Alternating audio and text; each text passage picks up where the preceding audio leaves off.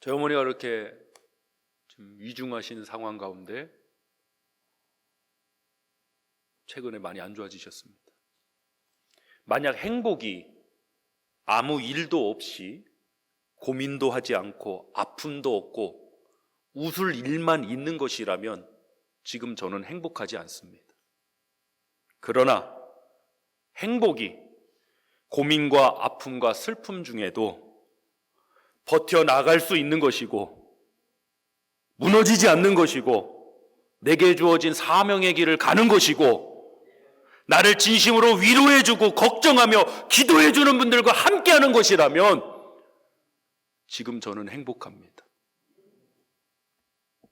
오늘 이 설교가 저는 사실 제 자신에게 하나님께서 하신 질문으로 와 닿았습니다. 신영석 목사야, 너는 지금 이런 상황에도 행복하니? 저에게 질문하시는 것 같았습니다. 우리가 행복하다라고 정의하는 그 느낌은 사실 한 가지예요. 그런데 불행하다라고 느끼는 정의는 너무 많아요. 외로움, 슬픔, 불안, 우울, 너무나도 많아요. 그래서 우리는 더 불행하다라고 잘 느끼는 것 같아요. 여러분, 삶에 무거운 짐이 있다고 불행한 것은 아닙니다. 삶에 무거운 짐이 있더라도 버텨나갈 수 있고 이길 수 있고 함께할 수 있다면 우리는 행복한 줄 믿습니다. 그리고 합력하여 선을 이루신 하나님에 대한 믿음과 소망이 있기 때문에 저는 개인적으로 제가 지금 주어진 이 상황 속에서 믿음이 없었다면, 하나님이 계시지 않았다면, 나를 위해 눈물로 기도해주는 우리 교우들과 가족들이 없었더라면 나 혼자 이것을 어떻게 이겨나갈 수 있었을까? 그야말로 불행하다라고 느꼈을 것 같습니다. 우리가 행복에 대해서 너무 단편적인 정의들이 너무 많습니다. 행복이라 느끼는 감정도 딱 하나. 또 생일날은 행복하다. 근데요, 어떤 분에게 생일날은 돌아가신 부모님이 생각나는 날일 수도 있고 함께하지 못하는 가족들이 그리운 날이 될 수도 있습니다. 그래서 반드시 생일날은 해피하다라고 말할 수는 없는 것입니다. 그래서 행복이라는 것은 주관적이에요. 오늘이 또 8월 15일입니다. 우리 또 대한민국 국민에게는 이 날이 어떤 날인지 잘 아실 것입니다.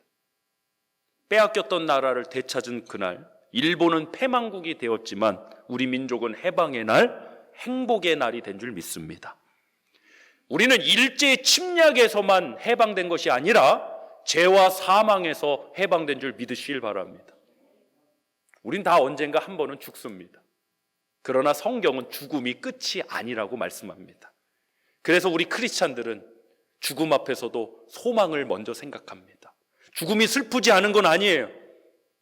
사랑하는 가족이 이 세상을 떠나는데 어떻게 슬프지 않을 수 있어요?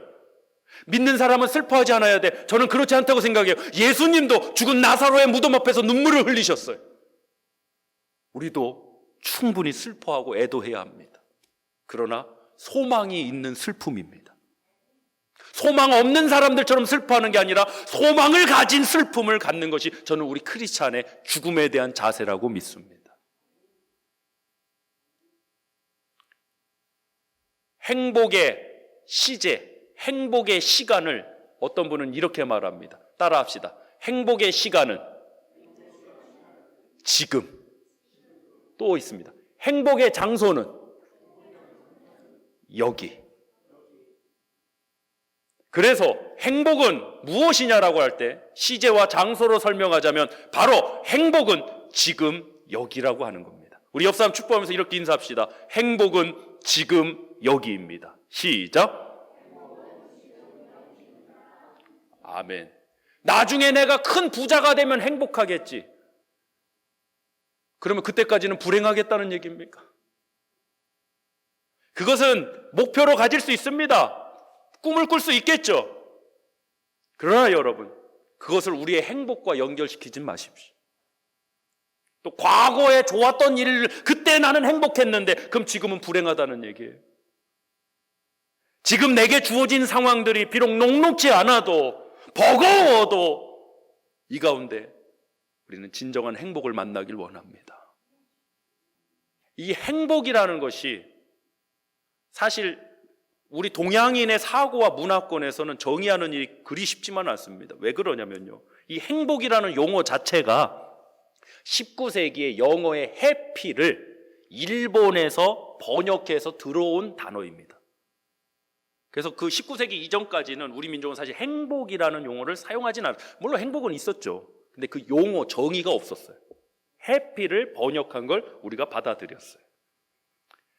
근데 그 정의보다도 저는 오늘 우리가 예배를 드리고 있으니까 행복이란 무엇일까? 이렇게 하나의 정의를 나누고 싶습니다. 저를 따라서 한번 선포해 봅시다. 행복은 하나님의 축복이 임한 상태다. 할렐루야. 어렵고 힘든 절망적인 상황에도 하나님의 축복이 우리 가운데 임한 줄 믿으시길 바랍니다. 하나님의 나라가 우리 안에 있는 줄 믿으시길 바랍니다. 오늘 본문 44절 합독해 보겠습니다. 시작. 천국은 마치 밭에 감추인 보화와 같으니 사람이 이를 발견한 후 숨겨두고 기뻐하며 돌아가서 자기의 소유를 다 팔아 그 밭을 사느니라. 아멘. 지금 저 데스밸리의 온도가 120도가 넘는다고 그럽니다. 한국에서 온 자매들 여행하려면 그쪽 가봐야죠. 물 한 통 들고. 이게 40도가 넘는 기온이에요. 엄청 뜨거울 거예요. 뭐 타이어가 녹을 정도로 그러니까 뭐 상상을 초월하는 사막의 더위죠. 그 사막 한가운데서 물도 떨어졌다. 그런데 저 앞에 신기루가 아닌 진짜 오아시스를 발견했다. 행복할까요? 불행할까요? 사막 한가운데 물도 떨어졌는데 저 앞에서 내가 오아시스를 발견했어요. 행복할까요? 불행할까요? 행복합니다. 사막이라는 환경은 변함이 없습니다. 조난당했다는 상태는 변함이 없습니다. 그럼에도 그 사막이라는 환경 속에서도 나를 구원해줄, 나를 살려줄 그 오아시스를 발견했다면 행복한 것입니다.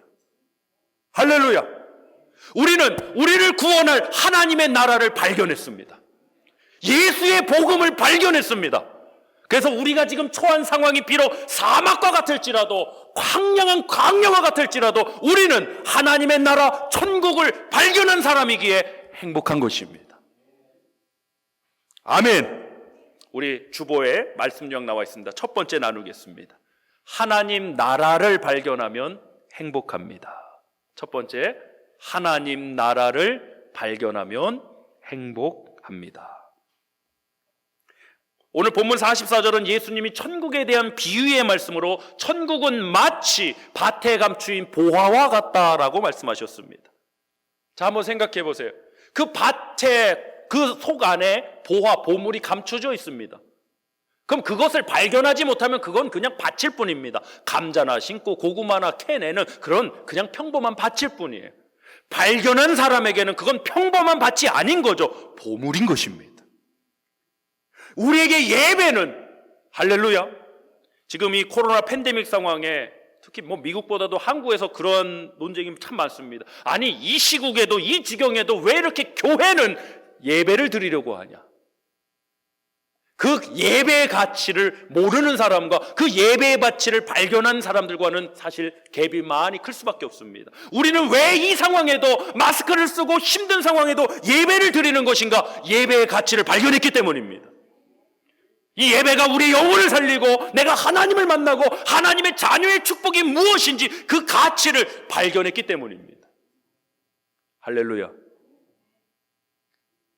이 비유가 적당하진 않지만 정말 잘 우리에게 와닿는 비유라 어쩔 수 없이 하겠습니다.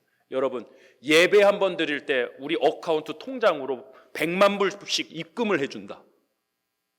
실제로 캐시로. 자, 내일 새벽 2시에 예배 있습니다. 나오실 분 손 들어 보십시오. 100만 불이면 10억이 넘죠?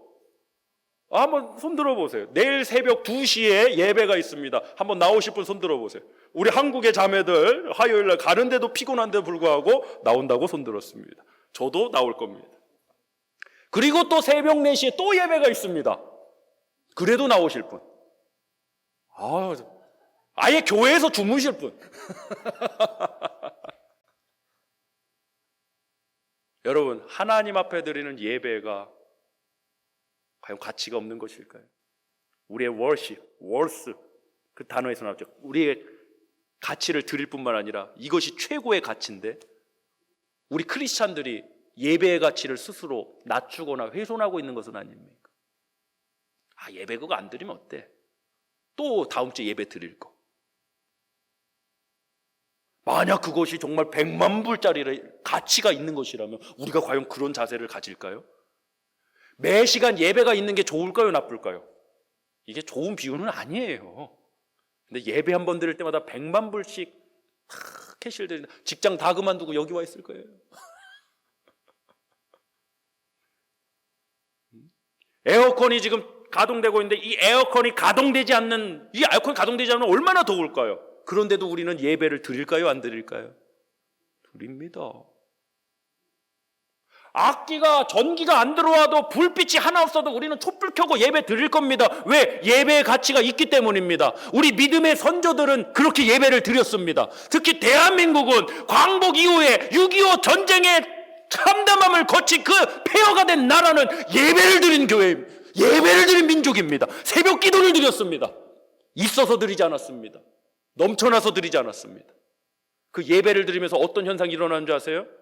절망할 수밖에 없는 그 시대에 우리 1세대들이 되실 겁니다. 절망할 수밖에 없는 그 세대 속에서도 소망이라는 걸, 비전이라는 걸, 꿈이라는 걸 갖기 시작했습니다. 그것이 대한민국의 역사로 지금까지 오고 있습니다. 이 미국도 마찬가지죠. 천국은 마치 밭에 감추인 보화를 발견한 이와 같으니 사람이 이를 발견한 후에 숨겨두고 기뻐했다고 그래요. 이건 단순한 인조이가 아니에요, 여러분. 발견의 기쁨을 하십니까? 구원의 기쁨을 하십니까? 하나님의 나라를 말씀하고 있습니다. 이것이야말로 진정한 행복입니다. 제가 이틀 전에 저희 어머니와 정상적인 대화가 안 되면서도 여쭤봤습니다. 엄마 많이 힘들지 않아요? 정상적인 대화가 안 돼요. 그냥 그러시면 하세요. 근데 전 어머니의 진심이었다고 믿어요. 제가 하필 그날 이 설교를 준비했기 때문에 어머니께 다시 한번 질문 드렸어요. 엄마 지금 행복하세요? 그랬더니 어머니가 그러시더라고요. 제가 차마 무슨 말을 이어가야 될지 모를 정도로 너무 가슴이 아팠지만 저희 어머니 그동안 걸어오신 신앙의 발자취, 삶의 발자취 보면 충분히 그러고도 남으실 분이에요. 저희 어머니가 그러셨습니다. 내 인생 최고의 축복은 우리 아들이 하나님의 종이 된 것입니다.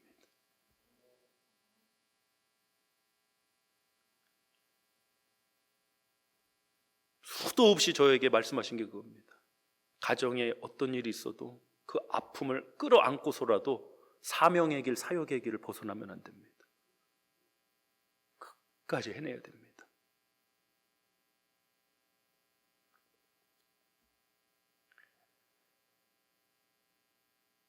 오늘 찬양팀에서 드린 찬양 우리도 다시 한번 나눴지만 예배할 때 가장 행복합니다. 그 가치를 발견하면 예배할 때 가장 행복해요. 근데 가치를 모르면요 예배할 때가 가장 힘들어요. 저는 이 두 가지를 다 경험해 봤어요. 먹고 살기 위해 어머니 손에 이끌려 교회 나갈 때 그땐 예배 드리는 게 가장 힘들었어요. 목사님 딱 설교 시작하면은 이제 언제 끝나나. 그래서 어렸을 때 은혜 받았던 그 주옥 같은 목사님의 설교는 딱 두 개, 끝으로 마지막으로. 이거밖에 기억이 안 나요. 끝으로 마지막. 제가 그래서 설교 중에 아직 이 가치를 아직 모를 수도 있잖아요. 저도 몰랐고 아직 이 예배 가치를 모르는 분들을 위해서 특별히 저는 설교할 때 항상 끝날 때쯤에 끝으로 마지막으로 이걸 꼭 붙입니다. 그렇게라도 은혜 받으시라고. 저도 그랬기 때문에. 저는 두 가지 다 경험해 왔어요. 예배 드리는 게 짜증나고 힘들고 언제 끝나나 이런 것도 경험해 봤고, 예배를 드리면서 정말 내가 치유받고 회복이 되고 소망을 갖고 우리 함께 예배 드리는 것이 얼마나 기쁘고 축복된 일인지 그것도 지금은 경험하고 있죠. 네, 해보니까 예배 드리는 게 축복이더라고요. 예배 드리는 게 행복이더라고요. 우리 신명기 10장 12절로 13절 말씀 합독해 보겠습니다. 시작. 이스라엘아, 내 하나님 여호와께서 내게 요구하시는 것이 무엇이냐? 곧 내 하나님 여호와를 경외하여 그의 모든 도를 행하고 그를 사랑하며 마음을 다하고 뜻을 다하여 내 하나님 여호와를 섬기고. 12절 보세요. 하나님이 요구하신대요. 우리에게 요구하시는데 12절 말미에 가면 하나님을 뭐 해라? 섬겨라. 그럼 하나님을 섬기는 예배를 원하시는구나. 우리에게 요구하시는구나. 맞지요? 근데 왜 그걸 원하시는가? 13절입니다. 시작. 내가 오늘 내 행복을 위하여, 내 무엇을 위하여? 행복을 위하여 내게 명하는 여호와의 명령과 규례를 지킬 것이 아니냐. 하나님은 우리에게 예배를 드리길 원하십니다. 요구하십니다. 요구라는 단어가 나왔습니다. 우리가 하나님의 말씀을 지킬 것을, 순종하며 살 것을 원하십니다. 요구하십니다. 근데 왜 원하십니까? 13절에 내 행복을 위하여. 이 속에 감춰진 행복이 있기 때문이에요.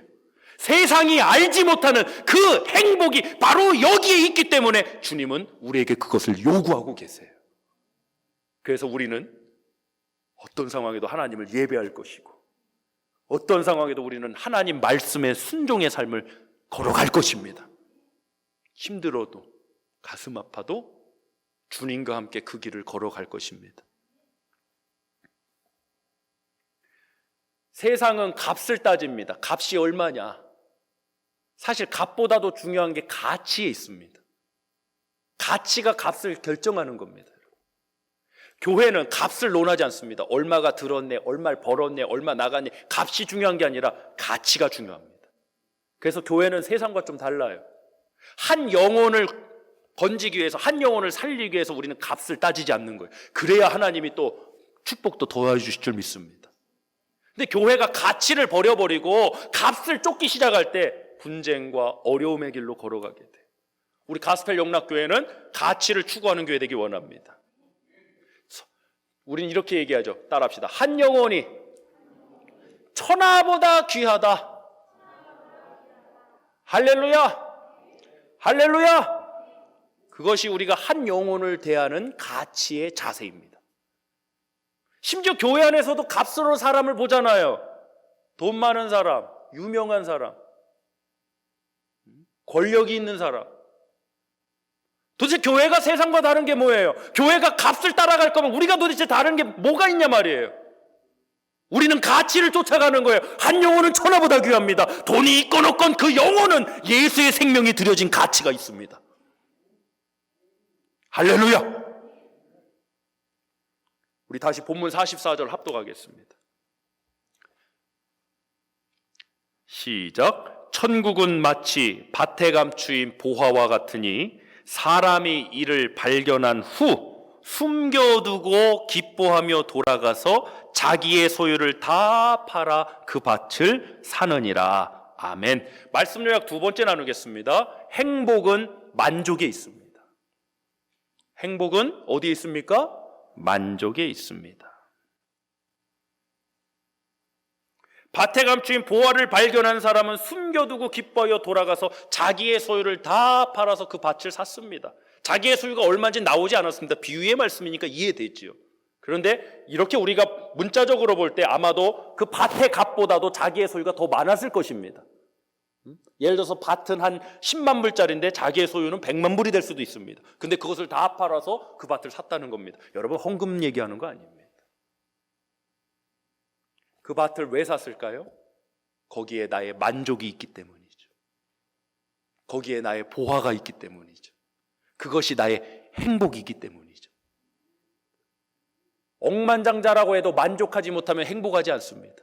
그럼 여러분, 특히 우리 젊은 세대들, 단순히 내가 나중에 어떤 부자가 돼야지, 어떤 부자가 되면 행복할 거야. 여러분, 그것이 이루어지고 그 명예나 그 자리에 여러분이 성취를 해내도 만족할 수 없다면 그것은 행복할 수가 없는 것입니다. 우리 그 길을 안 가고 지금 이 환경, 이 상황에서 행복을 누리시길 축원합니다. 우리 옆 사람 축복합시다. 행복하자. 행복하자. 사랑하는 성도 여러분, 저는 예수 믿는 우리가 기쁨이 없고 만족이 없는데 누가 우리가 전하는 예수를 믿겠는가, 이런 생각을 참 많이 해봐요. 그래서 저는 사역의 첫 번째 목표가 우리 교회 공동체가 행복한 거예요. 그 행복한 사람들이 보여지는 거예요, 세상에 나가서. 저희 어머니도 제가 말씀드려서 이랬죠. 예전에 대전 주택에 살 때 담벼락 하나 놓고 요쪽지 이렇게 사는 주택이 있어요. 지금 뭐 재개발돼 갖고 이런 주택들 많이 없어졌어요. 담벼락 하나를 마주하는 이웃들. 겨울이었어요. 제가 어렸을 때죠. 저희 어머니는 이제 불교 찬양대원이 아니라 참불대원까지 활동하신 분입니다. 참불과 대원. 그걸로 부족해서 이제 부처님 오신 날 연등 행사를 합니다. 이제 도시를 도는 그 연등 행사에 우리 아들 맨 앞자리 세우겠다고 주지 스님한테 로비하신 분이 우리 어머님입니다. 어떤 분인지 아시겠죠? 그래갖고 제가 7살 때, 그땐 강릉에 살 때인데요, 연등을 들고 어마어마한 행사가 있었습니다. 그때 제가 자랑스럽게도 맨 앞자리에 탁 서갖고 연등 들고, 뭐 얼굴이 워낙 잘생겼으니까 그럴만도 하죠. 탁 도는 거예요. 그런 분이에요. 그러다가 이제 아버님이 현대자동차 대전으로 발령이 나셔서 대전으로 저희가 이사를 왔어요. 제가 8살 때. 그 주택을 사는데 겨울이에요. 근데 뭐 세탁기가 이렇게 크고 이제 세탁기가 있었지만 이불 빨래를 하시는데 손이 얼마나 시려. 막 하고, 그때 저희 어머니 자궁암 투병 하고 계셨고, 생활도 우리 아버님 맨날 술 드시고 오시고 막 그런 거야. 근데 그 추운데 막 하는데 짜증이 나고 막 내 인생은 왜 이러지, 막 절을 그렇게 열심히 다니신데, 그런데 담벼락 너머에서 한 여성의 노래가 들리더래요.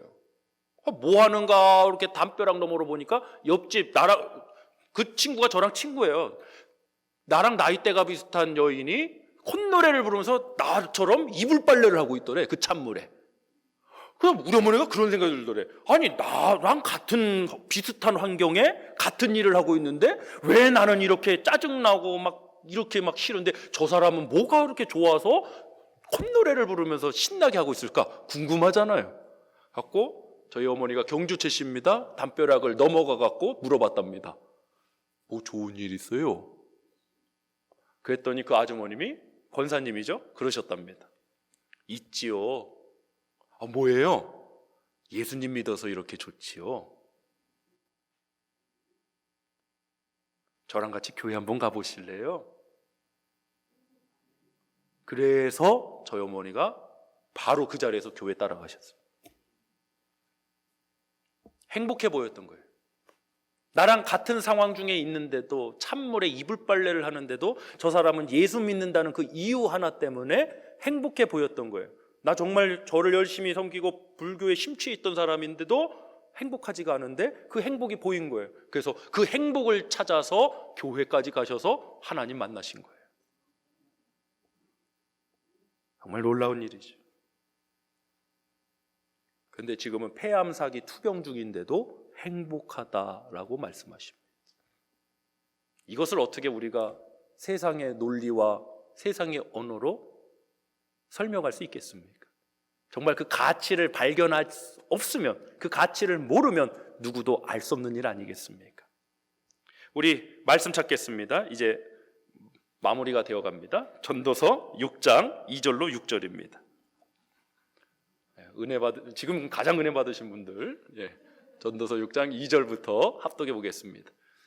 시작. 어떤 사람은 그의 영혼이 바라는 모든 소원에 부족함이 없어 재물과 부요와 존귀를 하나님께 받았으나, 그러니까 소유가 엄청난 부자죠. 이 전도서가 솔로몬, 아주 최고의 부자인 솔로몬, 지혜자. 자, 받았으나, 이어서 시작. 하나님께서 그가 그것을 누리도록 허락하지 아니하셨으니 다른 사람이 누리나니 이것도 헛되어 악한 병이로다. 재산은요, 가진 사람이 주인이 아니라 쓰는 사람이 주인입니다. 근데 어마어마한 소유를 얻었지만 누리는 걸 허락받지 못했대요. 이거 악한 병이래요.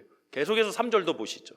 시작. 사람이 비록 100명의 자녀를 낳고 또 장수하여 사는 날이 많을지라도 그의 영혼은 그러한 행복으로 만족하지 못하고, 지금 우리가 세상에서 행복이라고 말하는 요건들을 다 갖췄어요. 재산이 어마어마하게 많았어요. 자녀들 많이 낳았어요. 장수까지 했어요. 요즘은 그냥 장수라고 하면 안 됩니다. 무병장수하셨어요. 그렇고 사는 날이 많을지라도 그의 영혼은 그러한 행복으로 뭐하지 못하고 만족하지 못하고 또 시작 또 그가 3절 또 그가 안장되지 못하면 나는 이르길 낙태된 자가 그보다는 낫다 하나니 4절 낙태된 자는 헛되이 왔다가 어두운 중에 가매 그의 이름이 어둠에 덮이니 햇빛도 보지 못하고 또 그것을 알지도 못하나 이가 그보다 더 평안하며 태어나지도 못한 그 아이가 어마어마한 부자 장수하신 분보다 더 평안할 수 있다. 6절 시작 그가 비록 천년의 갑절을 산다 할지라도 행복을 보지 못하면 마침내 다 한 곳으로 돌아가는 것뿐이 아니냐. 여러분 이 땅에서 행복하시길 바랍니다. 전 심지어 이런 성도님도 만나봤어요. 목사님 이 땅의 삶은 지옥이에요. 빨리 천국에 나갔으면 좋겠어요. 저는 그분 오래 사셨으면 좋겠습니다. 그 기도대로 응답 안 되셨으면 좋겠습니다. 제발 살아서 이곳이 지금의 삶이 어렵고 제가 그 심정은 충분히 공감을 하죠. 그러나 그 와중에도 하나님의 위로와 하나님의 행복을 만나기를 기도하고 있어요. 할렐루야! 할렐루야! 천년의 갑절을 산다고 할지라도 행복을 보지 못하면 이 땅에서 많은 것을 소유하고 사람들이 말하는 그 행복의 조건들을 다 갖추고 있어도 만족하지 못하면 과연 우리가 행복하다 할 수 있을까요? 사랑하는 성도 여러분, 마지막으로 고린도 후서 3장 5절 말씀 합독하고 우리 찬양과 함께 기도하겠습니다. 고린도서 3장 5절 시작. 우리가 무슨 일이든지 우리에게서 난 것 같이 스스로 만족할 것이 아니니 우리의 만족은 오직 하나님으로부터 나느니라. 이게 세상과 다른 가치 발견이죠. 우리의 만족은 오직 하나님으로부터 나느니라. 그래서 이 어려움 중에도 우리는 예배 드리는 것이고 지금 그렇게 어머니가 힘드신 상황이라 하심에도 예배 자리에 서서 하나님의 말씀을 증거하고 있습니다.